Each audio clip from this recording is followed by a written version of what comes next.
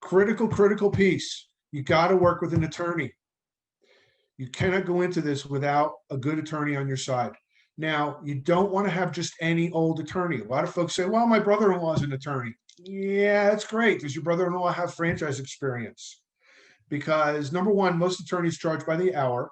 So if you're paying an attorney an hourly rate and doesn't know anything about franchising, you're going to pay that attorney whatever it is, $350 an hour, to learn about the franchise business. Well, is that something you really want to do? You want to pay them to learn about the franchise business?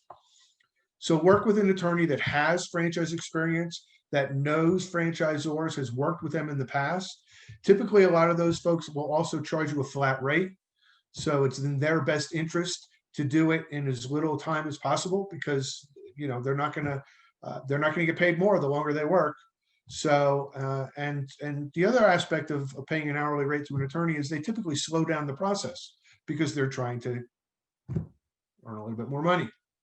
So critical piece, you do not want to go into this without consulting an attorney who has franchise experience, that knows their way around the franchise disclosure document, that has worked with franchisors in the past, that understands what you can negotiate and what you can't negotiate in a franchise agreement.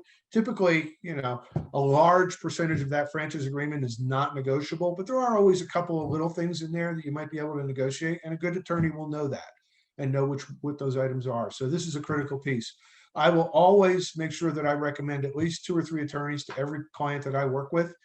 It's obviously up to them whether they choose to do it or not, but I will not work with somebody who I'm not going to at least have this conversation with and say, you got to have an attorney, and really push that hard.